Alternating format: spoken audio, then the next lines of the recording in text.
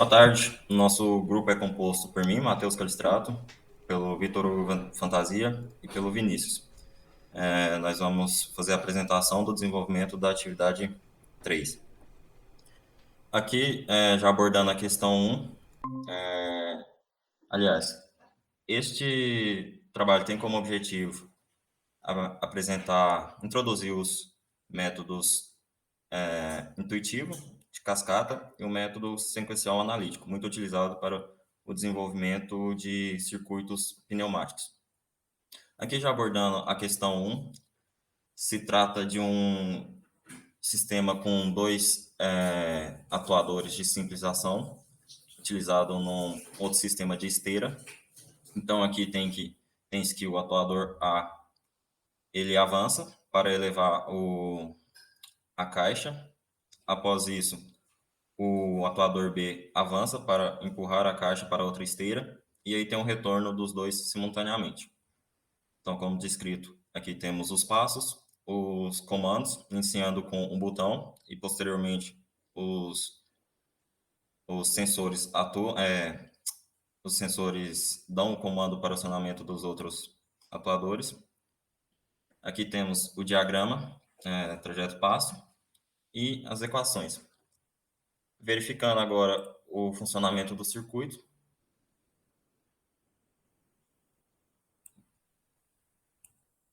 vamos começar aqui com o botão. Aqui então acionou o botão. Temos ali agora o retorno dos dois atuadores. Reiniciando o ciclo. Verificando o funcionamento do botão de emergência, acionamos aqui e vemos que os atuadores param simultaneamente e mantendo ali a pressão. Então, estando de acordo com a proposta da questão. Aqui temos os diagramas em função do tempo, da posição dos atuadores, e aqui a nossa lista de equipamentos. Esse diagrama pneumático foi construído a partir do método intuitivo. Passando agora para a questão 2, a questão 2A.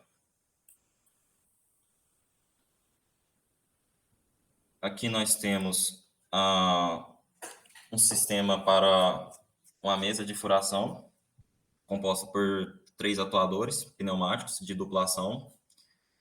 E a sequência é: o A avança, o atuador B avança, o atuador B retorna, o atuador A retorna, o atuador C avança e o atuador C retorna. E reinicia o ciclo. Temos aqui a relação de passo e comando e as equações.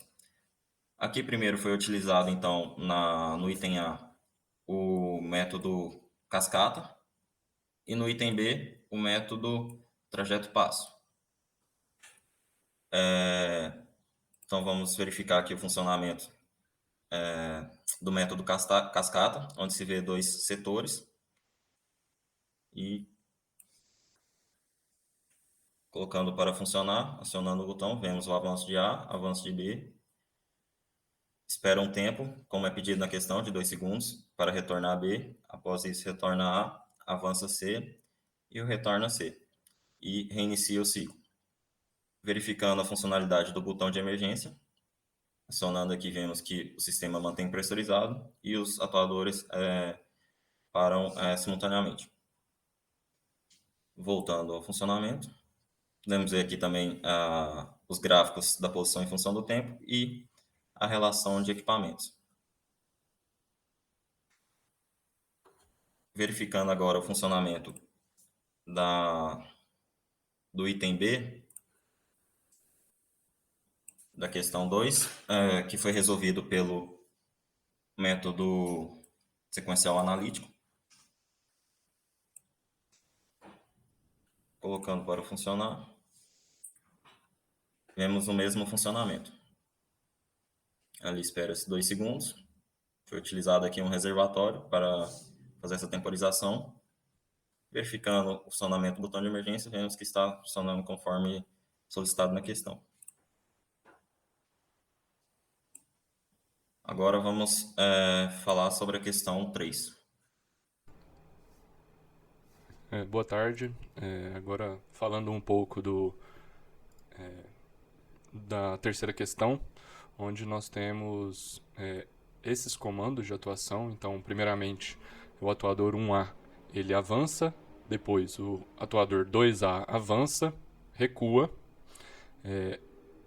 para depois a gente ter o avanço do atuador 3A. Então, logo em seguida, é um novo avanço e recuo do atuador 2A. Depois a gente tem o recuo do atuador 3 e, por último, o recuo do atuador 1. Então, pelo método de cascata, a gente teve a divisão em 4 passos desse sistema. Então, esse aqui são cada um dos passos que a gente teve. E embaixo aqui, quais são os sensores que fazem a atuação fazem a atuação no momento do passo. Então, nós temos 4 sensores e, por isso, 3 válvulas inversoras. Os passos que a gente tem de todo o circuito, eles estão presentes aqui nessa tabela. Então, foram 12 passos no total, contabilizando as mudanças de setores, né? Então, a gente pode ver isso a partir do experimento dentro do FluidSim. Colocando ele para rodar, a gente vê aqui que tem 4 etapas, 4 setores de funcionamento. Então, funcionando, a primeira coisa que a gente tem que fazer é acionar o botão de funcionamento do sistema. A partir disso, a gente tem novamente todo aquele funcionamento demonstrado anteriormente. Em um ciclo, temos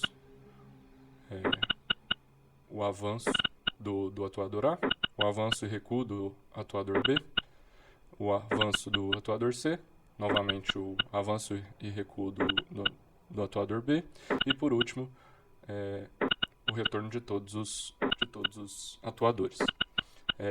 Como pedido na questão, a gente também teve que projetar um botão de emergência com o mesmo funcionamento e que para o movimento do pistão no momento em que é acionado. Então, a partir do aperto do botão de emergência, os atuadores eles vão parar naquele estado que eles foram colocados. Basicamente é isso. Nós temos agora, dentro esse aqui foi utilizando o método de cascata, e em seguida nós fizemos o método de sequencial analítico, onde tivemos que traçar todas as variáveis do sistema, né, todos os passos, todos os momentos de acionamento, digamos assim, e para que a gente conseguisse concluir esse cálculo, nós tivemos a presença de 2 variáveis, né? V+, V-, C+, e C-. Então, no total 4 variáveis que puderam nos ajudar no sistema, na montagem do sistema como um todo. O sistema ele ficou um pouco mais complexo porque dentro tivemos o input, né, de 3 variáveis, então foram E's em cima de válvulas E's, em cima de válvulas E's, e com o funcionamento ele fica dessa forma.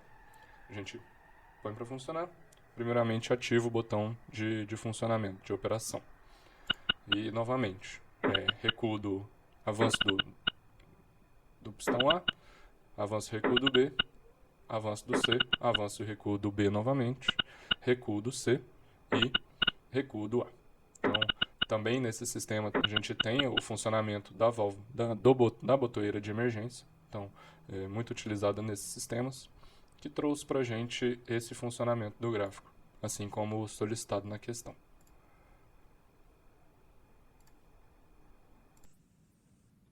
Bom dia, sou o Vinícius. A questão 4 começou com, proposto um sistema em que o cilindro A realiza um movimento de avanço e retorno, os cilindros B eu denominei B como o conjunto de cilindros B1 e B2, eles fazem a fixação do corpo de prova, e o cilindro C, ele eleva esse corpo de prova para ser realizado o esquema do processo realizado no equipamento. Então, primeiramente, foi para a solução do método, utilizando o método cascata, foram desenvolvidos os diagramas trajeto-passo dos atuadores, com o avanço e o retorno do atuador A, o avanço e posteriormente o retorno do B, e o avanço e retorno do atuador C. Foi realizada de acordo com esse movimento aqui, a divisão em grupos. Então, o setor 1 consiste no avanço do atuador A, o setor 2 consiste no retorno do A e o avanço de ambos B e C, e posteriormente o retorno de C e D. Mas como esse sistema pode ser agrupado com esse, ao invés de termos 3, a gente pode integrar o último setor com o primeiro, tendo só 2 setores no nosso sistema. O número de válvulas inversoras é determinado pelo número de setores menos 1, então foi utilizada uma válvula inversora no nosso sistema, e aqui está presente a tabela de acordo com os passos, os comandos, o tipo de acionamento e o setor. Realizado o método cascata, a gente pode analisar no nosso software e colocá-lo no nosso sistema no software.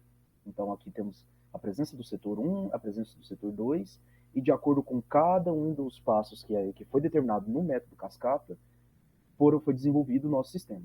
Então, iniciando a simulação do sistema, o botão on-off é acionado, então temos o avanço do atuador A e o retorno do atuador B, do A, o avanço dos atuadores B e o avanço do atuador C, posteriormente o retorno do atuador C, o retorno do atuador B, dos atuadores B, iniciando novamente o ciclo. Então, também foi solicitado um sistema com um botão de emergência, então podemos notar que, apertou, o sistema todo está travado na posição que ele está, e não foi despressurizado, não foram despressurizados os atuadores. Então, retornando o botão de emergência, o ciclo se mantém e continua, podendo ser parado em qualquer estado. Posteriormente, com o método cascata, posteriormente ao método cascata, é realizado o método sequencial analítico.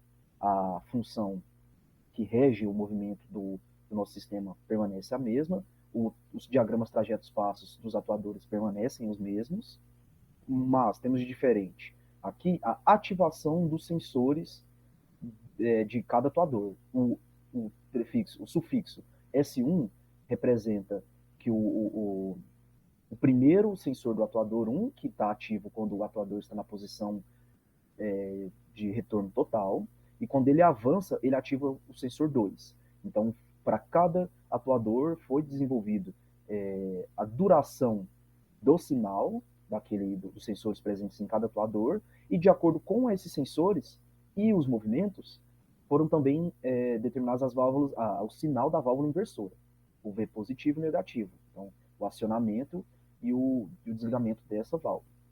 Então, para a determinação desse V, a gente utiliza essa tabela, funciona como uma tabela verdade, em que o nosso sinal não pode se repetir. Então, por exemplo, o sinal aqui, sinal no passo 1, todos estão desligados, no 3 todos estão desligados, no 7 estão todos desligados, e a gente coloca um sinal a mais para que não seja repetido. Então, 000, 0001. Esse sinal é diferente desse. E esse serem iguais, não tem problema, porque mantém o reinício do ciclo. Então, com a tabela verdade para determinar o V, a gente determina os sinais das válvulas inversoras, e com esses sinais, realizando o somatório ou a intersecção entre os sinais das válvulas inversoras e dos sensores, a gente tem a capacidade de desenvolver as equações de acionamento para cada movimento do atuador. Então, com essas equações, a gente analisa o nosso nosso simulador. Então, aqui temos a presença das válvulas E, que são de suma importância para o acionamento desse sistema, e iremos simulá-lo agora. Então, novamente, o botão on-off, avanço do A, retorno do A, avanço do B, o avanço do C, o retorno do C e, posteriormente, o retorno dos atuadores B, reiniciando o ciclo. Também temos o botão de emergência, que funciona da mesma forma, mantém o sistema parado no momento de interesse, funcionando da forma correta. Os nossos diagramas representando a posição ao longo do tempo, sendo atualizados simultaneamente, e a nossa lista de tarefas. Continuando, avançando para a questão 5, ela consiste em, basicamente, um sistema para realizar a dobragem de cantoneiras. Então, temos o avanço do cilindro A para fixação do corpo, avanço do cilindro B realizando a dobragem da cantoneira, o avanço do cilindro C, que realiza o corte da cantoneira já dobrada, retorno do C, retorno do B e retorno do A. Então, com esse sistema, temos aqui exatamente o sistema que eu falei. Aqui, o diagrama trajeto-passo realizado para o método cascata de cada atuador. Então, primeiro temos o avanço, mantém, e depois o recuo do atuador A. Avanço o B se mantém enquanto o A avança, o avanço dele mantém, o recuo e assim por diante. Então, realizando o procedimento do método, a gente dividiu em dois grupos, haja vista que não teve a repetição, então cada grupo tem essa permissão. O número de válvulas inversoras é o mesmo do outro exercício, o número de grupos é -1, e aqui está disposta a tabela referente a cada passo, cada comando, o que cada comando realiza, que é o acionamento dependendo do movimento do atuador, e cada setor responsável. Inclusive, estão presentes nos passos aqui as mudanças dos setores de acordo com as válvulas inversoras. Analisando o nosso sistema em funcionamento, então, temos o on-off, então avanço do atuador A, avanço do atuador B e o avanço do C. Posteriormente, o retorno do C, o retorno do B e o retorno do A. Também temos, bastante parecido com o outro sistema, a botoeira de emergência, que para o nosso sistema no momento em que ele estiver, independente do tipo de movimento. Então, tanto no avanço quanto no retorno, é realizado, então, o stop de emergência desse sistema. Então, aqui podemos notar a divisão em dois setores de cada sistema, e de acordo com os nossos passos desenvolvidos no método cascata, a gente conseguiu construir esse sistema. Posteriormente, o método B, que é o método sequencial analítico, temos aqui a mesma configuração, o trajeto passo que mantém o mesmo. Temos aqui a atuação dos sensores. Então, por exemplo, esse sensor, o sensor da posição inicial do atuador, ele apenas por um momento ele fica acionado. Então, ele consiste apenas nesse ponto de atuação. E assim por diante. Cada sensor, de acordo com o tempo em que o sensor permanece na sua posição inicial e posição final. Então, novamente, com a tabela verdade para a determinação do V, a gente é capaz de conseguir encontrar o sinal do V, e com esse sinal a gente realiza a multiplicação, ou seja, a gente pega a intersecção entre os sinais dos sensores e os sinais das válvulas inversores para podermos realizar e permitir o movimento de cada atuador. Então, vale salientar também que o movimento do atuador tem que ser maior ou pelo menos igual ao movimento do sensor. O sensor não pode ter uma ativação maior do que o atuador, sendo isso o principal motivo da utilização das válvulas inversoras. Então, de acordo com as válvulas inversoras e a intersecção entre esses sinais, a gente conseguiu as equações do nosso sistema. Então, realizando a simulação do nosso sistema, mais uma vez o botão on-off, que realiza o avanço de A, o avanço de B e posteriormente o avanço de C, retorno de C, retorno de B e, por fim, o retorno de A. O movimento continua e aqui conseguimos também notar a botoeira de emergência, que faz a parada do nosso sistema no momento que for necessário, tanto avanço quanto retorno, e o sistema cumpre o objetivo do exercício. Muito obrigado, professor. Estamos à disposição para qualquer correção, qualquer feedback de pontos a melhorar. Muito obrigado.